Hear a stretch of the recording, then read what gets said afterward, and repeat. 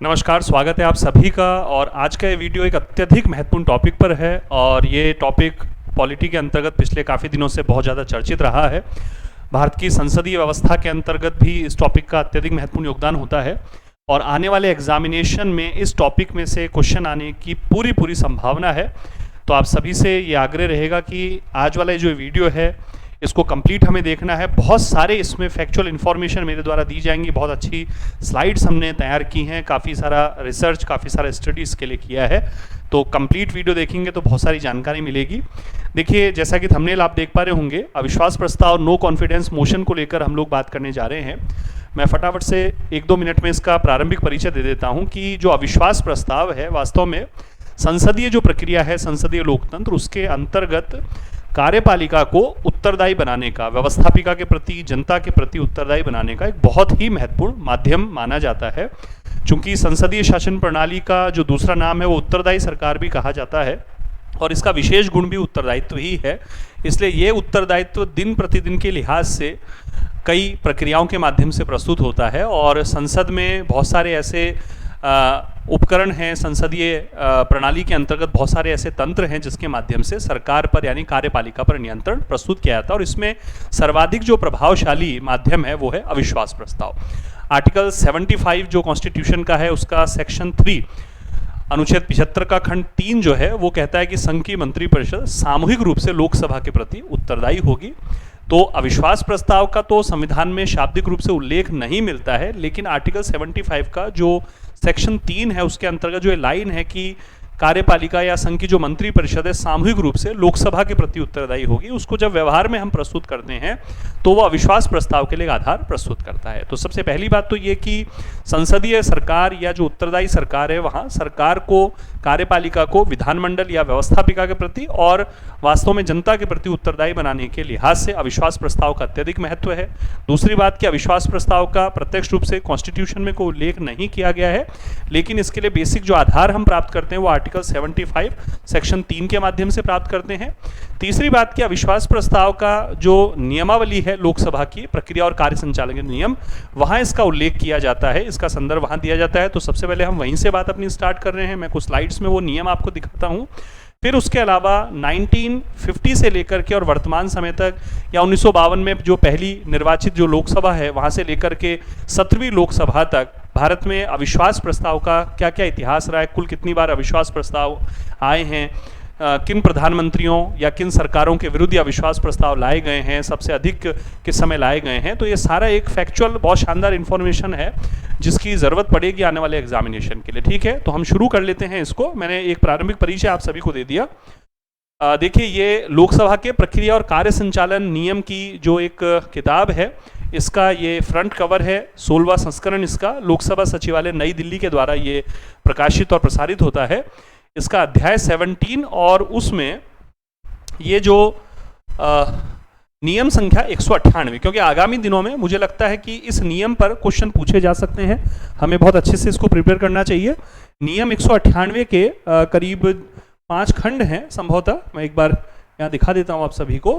हाँ, ये 5 खंड हैं नियम 198 के और इसके अंतर्गत अविश्वास प्रस्ताव से रिलेटेड जो प्रक्रिया है उसका उल्लेख किया गया है। मैं इसको फटाफट से पढ़ देता हूँ। ये आप सभी के पास टेलीग्राम पर भी उपलब्ध करा दिया जाएगा, तो वहाँ भी इसको पढ़िए। आने वाले दिनों में डेफिनेटली मेरा मानना है कि बहुत ज़्यादा संभावना है कि इसमें से क्वेश्चन पूछे आ सकते हैं। देखिए, टाइटल है अध्याय 17 का, मंत्रिपरिषद में अविश्वास प्रस्ताव। ठीक है, और पद त्याग करने वाले मंत्री का वक्तव्य। 198 सेक्शन 1 इसका दिया है कि मंत्रिपरिषद में विश्वास का अभाव प्रकट करने का प्रस्ताव निम्नलिखित निबंधनों या प्रावधान कह लीजिए इनके अधीन रहते हुए किया जा सकेगा। अर्थात इसका क उपखंड है, प्रस्ताव करने की अनुमति अध्यक्ष द्वारा बुलाए जाने पर सदस्य को मांगनी होगी। यानी अविश्वास प्रस्ताव के लिए जो अनुमति मांगी जाएगी लोकसभा अध्यक्ष से मांगी जाएगी उसको प्रस्तुत करने के लिए। फिर अनुमति मांगने वाले सदस्य को उस दिन, जिस दिन वो प्रस्ताव रखना है, उस दिन 10 बजे तक महासचिव के पास, लोकसभा के जो महासचिव है उनके पास उस प्रस्ताव की लिखित सूचना देनी होगी जिसे वह सदस्य प्रस्तुत करना चाहे। परंतु 10 बजे के बाद यदि सूचना प्राप्त होती है तो सभा की अगले दिन होने वाली बैठक के 10 बजे तक उसे प्राप्त हुआ माना जाएगा। मान लीजिए आज इस अविश्वास प्रस्ताव को प्रस्तुत करना है, उस पर अनुमति लेनी है, तो 10 बजे तक उसको कार्यालय में, लोकसभा कार्यालय महासचिव के पास पहुंच जाना चाहिए। अन्यथा अगर 11 बजे या 10 बजे के बाद वो प्रस्ताव पहुंचता है तो फिर उसे अगले दिन की कार्रवाई के अंतर्गत शामिल किया जाएगा। ये लोकसभा के कार्य संचालन के नियम होते हैं। फिर 198 का जो खंड 2 है वो है यदि अध्यक्ष की यह राय हो कि प्रस्ताव नियमानुसार है, ठीक है, तो अध्यक्ष द्वारा सभा में प्रस्ताव पढ़कर सुनाया जाएगा और उन सदस्यों से जो अनुमति दिए जाने के पक्ष में हो अपने स्थान में खड़े होने के लिए प्रार्थना की जाएगी और कम से कम 50 सदस्य। एक क्वेश्चन ये बहुत महत्वपूर्ण रूप से बनता है, ठीक है, ये हमें ध्यान रखना है। 50 सदस्य न्यूनतम इसमें इस प्रस्ताव को एक्सेप्ट करने के लिए कम से कम 50 सदस्यों का समर्थन उस प्रस्ताव को प्रस्तुत करने के साथ होना चाहिए। तो 50 सदस्य खड़े हो जाएं कम से कम, तो अध्यक्ष द्वारा सूचित किया जाएगा कि इसकी अनुमति दी जाती है और प्रस्ताव किसी ऐसे दिन लिया जाएगा जो अनुमति मांगने के दिन से 10 दिन से अधिक बाद का ना हो। इसमें 10 दिन का ये टाइम पीरियड होता है 198 के नियम के अंतर्गत। यदि 50 से कम सदस्य खड़े हैं तो अध्यक्ष द्वारा सदस्य को यह सूचित किया जाएगा कि उस सदस्य को सभा की अनुमति नहीं है, ठीक है। तो ये एक बड़ा महत्वपूर्ण बिंदु है, ये क्वेश्चन में पूछा जा सकता है। यदि उपनियम 2 के अंतर्गत, इसके अंतर्गत मतलब अनुमति दी जाए तो अध्यक्ष द्वारा सभा के कार्य की स्थिति पर विचार करने के बाद प्रस्ताव पर चर्चा के लिए कोई एक दिन या अधिक दिन या किसी दिन का कोई एक भाग निर्धारित हो सकेगा। जैसे अभी जो 2023 में जुलाई में जो प्रस्ताव आया और अगस्त में उस पर चर्चा हुई है, तो 8 अगस्त से 10 अगस्त तक का ये टाइम पीरियड रखा गया, तो एक दिन या एक दिन का कोई भाग या एक दिन से अधिक का समय इसके लिए निर्धारित हो सकेगा। तो हम देख रहे हैं कि 8 अगस्त से 10 अगस्त तक 3 दिन के लिए अविश्वास प्रस्ताव पर जो अभी 2023 में आया है इस पर चर्चा की जा रही है, ठीक है। फिर इसके बाद आगे बढ़ते हैं तो खंड 4 है अध्यक्ष द्वारा यथास्थिति नियत दिन या नियत दिनों में से अंतिम दिन निश्चित समय पर प्रस्ताव सभा का जो डिसीजन होगा, विनिश्चय बोलते हैं डिसीजन को, विनिश्चय निर्णय निर्धारित करने के लिए प्रत्येक आवश्यक प्रश्न तुरंत रखा जाएगा, ये जो वोटिंग इत्यादि है उसके संदर्भ में। और अध्यक्ष द्वारा यदि ठीक समझा जाए तो भाषणों के लिए समय सीमा निर्धारित की जाएगी। ये बहुत महत्वपूर्ण लाइन है कि प्रत्येक सदस्य कितना समय लेंगे, जो भी सदस्य अविश्वास प्रस्ताव पर चर्चा में भाग लेना चाहते हैं उनको कितना समय दिया जाएगा, इसके संबंध में यदि अध्यक्ष को महसूस होता है कि भाई सदस्यों की संख्या जो इस पे अपना संबोधन प्रस्तुत करना चाहते हैं उनकी संख्या बहुत ज़्यादा आ रही है और संसदीय प्रक्रिया में देखिए कार्य की समय की बहुत महत्वपूर्ण भूमिका होती है, तो अध्यक्ष द्वारा जो भाषणों की समय सीमा जो है वो निर्धारित की जा सकेगी। तो ये तो प्यारे विद्यार्थियों 198 के जो 5 सेक्शन है उसका मैंने जिक्र किया। एक तो इनको हमें अच्छे से कंठस्थ कर लेना चाहिए, इनमें जो जो मेन बातें हमने बात करी। अब हम देखते हैं कि भारत के जो संवैधानिक राज व्यवस्था और जो संसदीय इतिहास है उसके अंतर्गत अविश्वास प्रस्ताव कब कब आए हैं, किन किन सरकारों के विरुद्ध आए हैं, कौन कौन सी लोकसभा में आए हैं, उसका एक डिटेल व्यू हम देख लेते हैं। और इसके लिए बहुत जो अच्छे ऑथेंटिक जो प्रमाणित न्यूज़पेपर्स हैं, सरकार की जो वेबसाइट्स हैं और कुछ जो किताबें हैं उनसे ये सामग्री एकत्रित की है, तो ये काफ़ी अधिक प्रमाणिक है। ये देखिए अविश्वास प्रस्ताव जो है 28 बार प्रस्तुत हुआ है अब तक, जिसमें हमने वर्तमान का जो 2023 में जो अविश्वास प्रस्ताव आया है इसको भी हमने इसमें गिन लिया है, इसको भी हमने शामिल कर लिया है। तो इससे पहले 27 बार तक था, 2023 से पहले तक टोटल 27 बार था। 2023 वाला जो अविश्वास प्रस्ताव है उसको मिलाकर ये 28 बार पेश हो चुका है।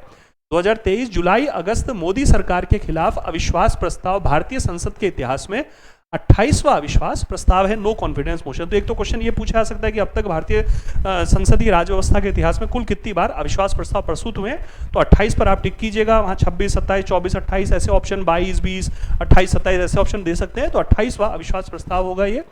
फिर सबसे ज़्यादा 15 बार अविश्वास प्रस्ताव जो हैं भारत की भूतपूर्व प्रधानमंत्री इंदिरा गांधी के विरुद्ध लाए गए थे, तो ये हमें ध्यान रखना है क्योंकि कार्यकाल भी उनका काफ़ी अधिक रहा, ठीक है। कई सारे घटनाक्रम भी उस समय देखे गए हैं और भारत की राजनीतिक व्यवस्था के इतिहास में वो टाइम पीरियड भी एक बहुत महत्वपूर्ण घटनाक्रमों के कारण जो है चर्चित रहा है। तो 15 अविश्वास प्रस्ताव इंदिरा गांधी के खिलाफ। वर्ष 1964 से 1975 के मध्य इंदिरा गांधी ने 1966 में जो है प्रधानमंत्री का पद संभाला, फिर 77 तक उनके पास प्रधानमंत्री का पद रहा, बीच में चुनाव होते रहे, फिर 80 से 84 तक प्रधानमंत्री का पद रहा। तो 64 से 75 के बीच 15 बार अविश्वास प्रस्ताव आ गया था। और सांसद ज्योतिर्मय बसु नवंबर 1973 से मई 1975 के बीच इंदिरा गांधी के खिलाफ 4 बार अविश्वास प्रस्ताव लाए। ये भी एक फैक्ट है, एक रिकॉर्ड है कि कोई भी सांसद जो है सबसे अधिक 4 बार अविश्वास प्रस्ताव लेकर आए। सांसद ज्योतिर्मय बसु और इंदिरा गांधी सरकार के विरुद्ध ये अविश्वास प्रस्ताव लेकर आए थे, ये भी हमें याद होना चाहिए। फिर अन्य जो प्रधानमंत्रियों के संदर्भ में है कि लाल बहादुर शास्त्री और पीवी नरसिम्हा राव सरकार के खिलाफ 3-3 बार अविश्वास प्रस्ताव प्रस्तुत हुआ था। तो ये बड़ी महत्वपूर्ण बात है क्योंकि लाल बहादुर शास्त्री जी का जो कार्यकाल है वो काफ़ी कम रहा था, क्योंकि उनकी मृत्यु हो गई थी कार्यकाल के दौरान ही। तो वो जो कार्यकाल था उनका 1964 में कार्यकाल संभालते हैं और 1966 तक का जो एक बहुत कम समय था उनका कार्यकाल का, उस दौर में भी उनके विरुद्ध 3 बार अविश्वास प्रस्ताव आया है। पीवी नरसिम्हा राव सरकार 1991 से 1996 तक का जो कार्यकाल है, 5 वर्ष का जो कार्यकाल था उनका, उसमें भी 3 बार अविश्वास प्रस्ताव। तो ये क्वेश्चन अगर पूछ लिया जाए, मान लीजिए कि सुमेलित करने में कोई क्वेश्चन दे दें, इधर प्रधानमंत्रियों के नाम दे दें या लोकसभा दे दें और इधर अविश्वास प्रस्ताव की संख्या दे दें, देखिए पेपर बनाने वाले किसी भी प्रकार से प्रश्न दे सकते हैं। हम थोड़ा सा ये सारे फैक्ट यदि याद कर लेंगे तो हमारे लिए बहुत सुविधा रहेगी। फिर मोरारजी देसाई और नरेंद्र मोदी सरकार के खिलाफ 2-2 बार अविश्वास प्रस्ताव आए हैं। तो वर्तमान जो हमारे प्रधानमंत्री हैं नरेंद्र मोदी जी, तो जो पिछली लोकसभा थी 16वीं लोकसभा, वहाँ 1 बार अविश्वास प्रस्ताव लाया गया था। वर्तमान जो 17वीं लोकसभा है, इसमें 1 बार अविश्वास प्रस्ताव लाया गया है, जिसके कारण हम अभी ये चर्चा भी कर रहे हैं, क्योंकि बिल्कुल नवीनतम ये टॉपिक है और क्वेश्चन इसमें से पूछे जा सकेंगे। ठीक है। फिर जवाहरलाल नेहरू, राजीव गांधी और अटल बिहारी वाजपेयी सरकार के खिलाफ 1-1 बार अविश्वास प्रस्ताव आया। नेहरू गवर्नमेंट के खिलाफ पहली बार अविश्वास प्रस्ताव आया था, ठीक है, और राजीव गांधी सरकार के खिलाफ, अटल बिहारी वाजपेयी सरकार के खिलाफ 1-1 बार अविश्वास प्रस्ताव लाया गया। इसके अलावा यहाँ जो लाइन है कि प्रधानमंत्री चौधरी चरण सिंह, वीपी सिंह, चंद्रशेखर, एसडी देवगौड़ा, इंद्र कुमार गुजराल और प्रधानमंत्री मनमोहन सिंह जी, इन्होंने ऐसे किसी भी प्रस्ताव का सामना इनके द्वारा नहीं किया गया। ऐसा कोई भी जो प्रस्ताव है वो इनके विरुद्ध नहीं लाया गया। मैं थोड़ा सा ये इस तरह से हम ये ले लेते हैं तो ये लाइन आपको दिख जाएगी, ठीक है। तो ये हमें ध्यान रखना है। आइए आगे बढ़ते हैं। अब ये मैंने काम ये किया है कि विभिन्न लोकसभाओं का विवेचन यहाँ हमने कर दिया है। तीसरी लोकसभा में सबसे पहली बार जब अविश्वास प्रस्ताव किसी सरकार के विरुद्ध लाया गया, वो तीसरी लोकसभा थी। कार्यकाल था 1962 से लेकर के और 1967 तक का एक कार्यकाल था।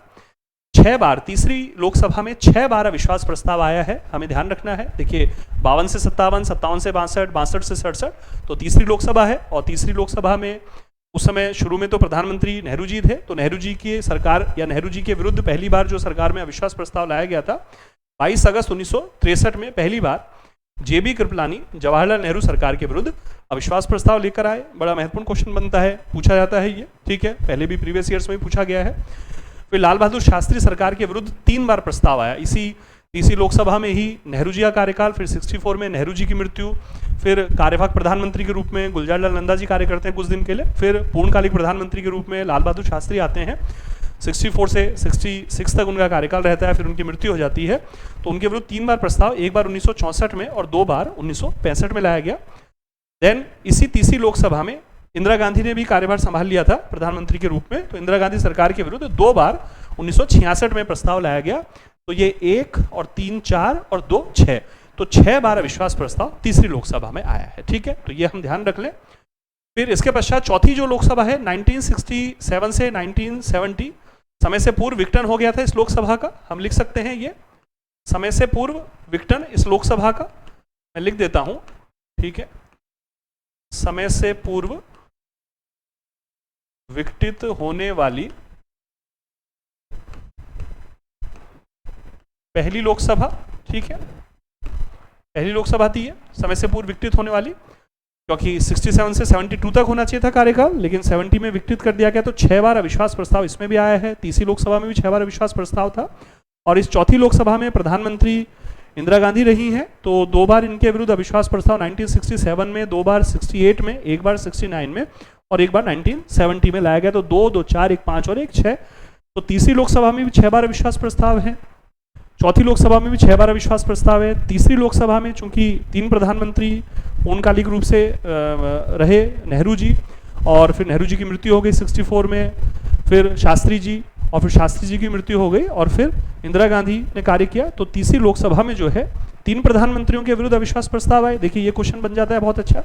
चौथी जो लोकसभा है समय से पूर्व विघटित होने वाली पहली विधानसभा रही, इंदिरा गांधी पूरे कार्यकाल के रही यहाँ, 6 बार उनके विरुद्ध भी अविश्वास प्रस्ताव लाया गया। ये इस तरह से ये उनका टाइम पीरियड था, ठीक है।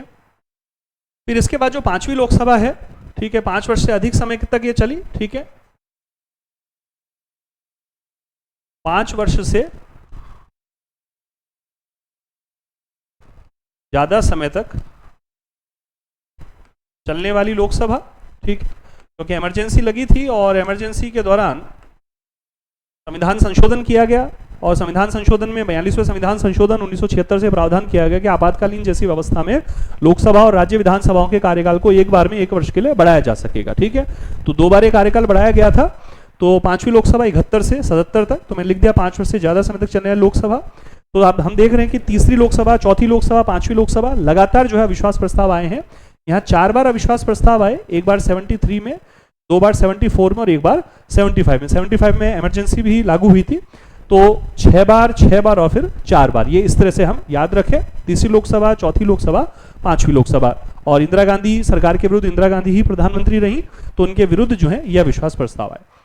इसके पश्चात छठी जो लोकसभा है, इसका एक विवरण ये भी होता है छठी लोकसभा का कि केंद्र में पहली गैर कांग्रेसी सरकार का गठन। ठीक है, केंद्र में पहली गैर कांग्रेसी सरकार का गठन। ठीक है, और ठीक है, पहली गैर कांग्रेस सरकार का गठन, और ये जनता पार्टी की सरकार थी, जनता पार्टी की सरकार। ये देखिए राजनीतिक गत्यात्मकता के अंतर्गत भी ये टॉपिक काम आता है। तो छठी लोकसभा में 2 प्रधानमंत्री छठी लोकसभा में रहे, पहले मुरारजी देसाई और बाद में चौधरी चरण सिंह जी। तो मुरारजी देसाई सरकार के विरुद्ध जो है 2 बार अविश्वास प्रस्ताव प्रस्तुत हुए थे। तो छठी लोकसभा में 2 बार है अविश्वास प्रस्ताव। हम देख पा रहे हैं 6 बार, 4 बार, 2 बार, तीसरी, चौथी, 5वीं, छठी, 4 लोकसभा में लगातार ये अविश्वास प्रस्ताव आ रहे हैं। दोनों बार मुरारजी देसाई सरकार के विरुद्ध लाए गए, एक बार 78 में और दूसरी बार 79 में। 79 में जो अविश्वास प्रस्ताव लाया गया वाईवी चौहान के द्वारा लाया गया था, और इस अविश्वास प्रस्ताव पे चर्चा हुई और वोटिंग से पहले ही जो है मुरारजी देसाई के द्वारा त्यागपत्र दे दिया गया था, है ना। तो सामान्यतः माना जाता है कि भारत में आज तक अविश्वास प्रस्ताव के माध्यम से, मतलब अविश्वास प्रस्ताव पर जो वोटिंग हुई है उसके माध्यम से कोई सरकार आज तक विघटित नहीं हुई। ये वाला जो अविश्वास प्रस्ताव था 79 का, ये थोड़ा ध्यान रखिएगा तथ्य, ये जो अविश्वास प्रस्ताव था, इस अविश्वास प्रस्ताव पर चर्चा हुई और वोटिंग से पहले ही मुरारजी देसाई के द्वारा त्यागपत्र दे दिया गया था। तो माना तो जाता है भाई अविश्वास प्रस्ताव के कारण ही सरकार गिरी, लेकिन अविश्वास प्रस्ताव पर वोटिंग से पहले ही मुरारजी देसाई के द्वारा त्यागपत्र दे दिया गया। देखिए क्या है कि ये तो अविश्वास प्रस्ताव है, ऐसे मैं किसी दिन एक संक्षिप्त वीडियो विश्वास प्रस्ताव पर भी बनाऊंगा, है ना। अविश्वास प्रस्ताव विपक्ष लाता है सरकार के विरुद्ध, सत्तारूढ़ जो दल होता है उसके विरुद्ध, और विश्वास प्रस्ताव जो है सरकार प्रस्तुत करती है। तो विश्वास प्रस्तावों की भी एक कहानी है भारत के संसदीय संवैधानिक राज व्यवस्था के इतिहास में। मैं आने वाले दिनों में उस पर भी बात करूंगा। ठीक है, तो 79 और ये हमें ध्यान रखना है। इसके बाद फिर आगे बढ़ते हैं। 7वीं लोकसभा 80 से 84 तक, फिर इंदिरा गांधी को सत्ता प्राप्त हुई।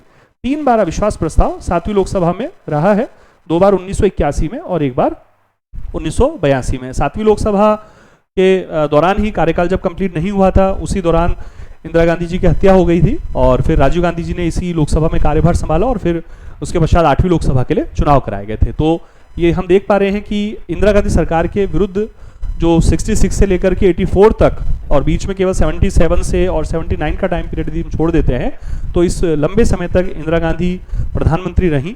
ठीक है, और तीसरी लोकसभा में वो प्रधानमंत्री रही, चौथी लोकसभा में, 5वीं लोकसभा में और फिर 7वीं लोकसभा में प्रधानमंत्री रही। तो उनके विरुद्ध 15 बार टोटल अविश्वास प्रस्ताव लाए गए।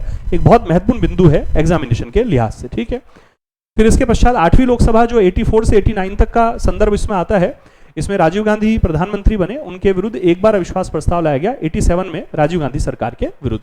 तो ये क्वेश्चन पूछ लेते हैं कि निम्न में से किन प्रधानमंत्रियों के विरुद्ध या किस लोकसभा में अविश्वास प्रस्ताव लाए गए अथवा नहीं लाए गए। तो हमें ध्यान रखना है, पहला वाला पेज भी आप ध्यान रखिएगा, ये वाला पेज भी हमको अच्छे से ध्यान रखना है। ठीक है, फिर 10वीं लोकसभा, क्योंकि 9वीं लोकसभा 89 से 91 तक आई, वीपी सिंह और चंद्रशेखर प्रधानमंत्री रहे, तो उस दौर में अविश्वास प्रस्ताव नहीं आया था। वहां कहानी विश्वास प्रस्ताव की, तो वो मैंने कहा कि किसी और दिन हम बात कर सकेंगे। 10वीं जो लोकसभा है 91 से 96 तक की, पूरा 5 वर्ष का कार्यकाल रहा। गठबंधन सरकारों का दौर भारत में प्रारंभ हो चुका था। ठीक है, तो 3 बार अविश्वास प्रस्ताव आया है प्रधानमंत्री पीवी नरसिम्हा राव सरकार के विरुद्ध, और 2 बार 1992 में और एक बार 1993 में। ठीक है, तो ये थोड़ा सा हमें ध्यान रखना है।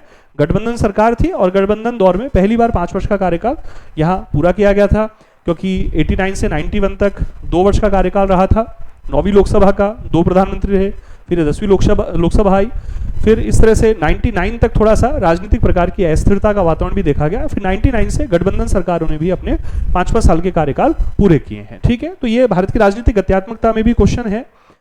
फिर 13वीं लोकसभा जो 1999 से 2004 तक है, उसमें एक बार अविश्वास प्रस्ताव 2003 में अटल बिहारी वाजपेयी सरकार के विरुद्ध यह अविश्वास प्रस्ताव लाया गया था। ठीक है, मैंने फिर आपसे कह देता हूं कि वाजपेयी सरकार के संदर्भ में जो एक संदर्भ आता है 13 महीने की सरकार, 13 दिन की सरकार, तो हम जब 96 से 99 तक का टाइम पीरियड पढ़ते हैं उस समय घटनाक्रम आएंगे, वहां विश्वास प्रस्ताव का संदर्भ आएगा। तो उसके लिए एक अलग वीडियो का आपको वेट करना पड़ेगा, उसमें भी मैं इसी प्रकार से बहुत शानदार बातचीत आपसे करूंगा। अभी जो चर्चा है सबसे ज्यादा अविश्वास प्रस्ताव की है, नो कॉन्फिडेंस मोशन की, करंट के लिहाज से पॉलिटी में, इसलिए हम ये चर्चा कर रहे हैं। तो 13वीं लोकसभा 1999 से 2004, एक बार अविश्वास प्रस्ताव 2003 में अटल बिहारी वाजपेयी सरकार के विरुद्ध। फिर इसके पश्चात 16वीं लोकसभा 2014 से 2019 तक, और इसमें हमारे जो वर्तमान प्रधानमंत्री हैं नरेंद्र मोदी जी, तो इनकी सरकार के विरुद्ध एक बार अविश्वास प्रस्ताव लाया गया। 2018 में चर्चा हुई नरेंद्र मोदी सरकार के विरुद्ध, और ये जो प्रस्ताव, क्योंकि अभी देखिए ये थोड़ा करंट के लिहाज से और भी हमें ध्यान रखना है, तो केसी नेनी श्रीनिवास के द्वारा ये चर्चा जो है, चर्चा के लिए जो प्रस्ताव है वो रखा गया था। कई बार ये पूछ लिया जाता है और करंट के लिहाज से हमें विशेष रूप से ध्यान रखना है। तो एक तो 16वीं लोकसभा का संदर्भ है, और एक वर्तमान जो 17वीं लोकसभा है 2019 से 2024 तक, तो इसमें हमें थोड़ा सा इसकी ज़्यादा सूचना हमें ध्यान रखनी होगी। 26 जुलाई को यह अविश्वास प्रस्ताव पर चर्चा के लिए प्रस्ताव रखा गया था, ठीक है, और लोकसभा स्पीकर श्री ओम बिरला के द्वारा स्वीकृति दी गई इस पर, ठीक है। और अविश्वास प्रस्ताव कांग्रेस नेता गौरव गोगोई के द्वारा प्रस्तावित हुआ। अविश्वास प्रस्ताव का 50 विपक्षी सांसदों द्वारा समर्थन किया गया।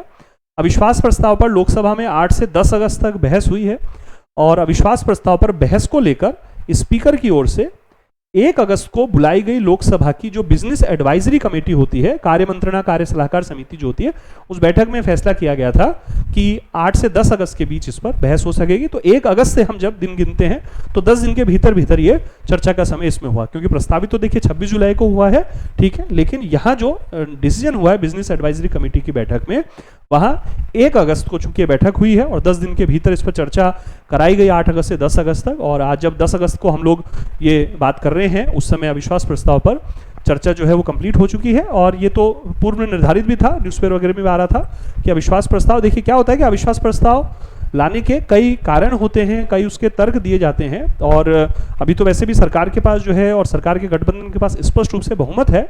तो अविश्वास प्रस्ताव ये पूर्व में निर्धारित भी था, न्यूज़पेपर्स में भी आ रहा था, हम सभी जानते हैं कि भाई अविश्वास प्रस्ताव से सरकार को कोई खतरा नहीं है, लेकिन उसके माध्यम से एक संसदीय प्रक्रिया में बहस, एक चर्चा, एक विमर्श हो पाता है। और जब हम संसदीय लोकतंत्र की बात करते हैं तो वहाँ संसदें एक सारगर्भित बहस का, सारगर्भित चर्चा का एक बहुत महत्वपूर्ण मंच है, और वहाँ चर्चाओं के कई माध्यम है, और उसमें एक माध्यम ये अविश्वास प्रस्ताव का भी माना जाता है, ठीक है, क्योंकि उत्तरदायी सरकार है। तो प्यारे विद्यार्थियों, ये इस प्रकार से हमने सारी बातचीत की है, और ये टेलीग्राम पर भी मेरे द्वारा उपलब्ध करा दिया जाएगा। आगे तो हमने संभवतः ये हमारा कोर्स का जो डिस्काउंट वगैरह है इसकी सूचना दी है, तो वो टेलीग्राम पे आप देख लीजिएगा। और कमेंट सेक्शन जो है वहाँ बताइएगा कि आज का जो वीडियो है फुल ऑफ फैक्ट्स और एक छोटा सा जो एनालिसिस किया, कैसा लगा आप सभी को। और नेक्स्ट कुछ ही दिनों में हम विश्वास प्रस्ताव पर भी एक इस प्रकार का वीडियो बनाएंगे, वो थोड़ा सा इससे संक्षिप्त होगा, ठीक है। तो उम्मीद करता हूँ आज का ये जो पहल है आप सभी को पसंद आया होगा, और जल्दी ही मिलते हैं हम लोग। स्वास्थ्य का ध्यान रखिए। नमस्कार, धन्यवाद।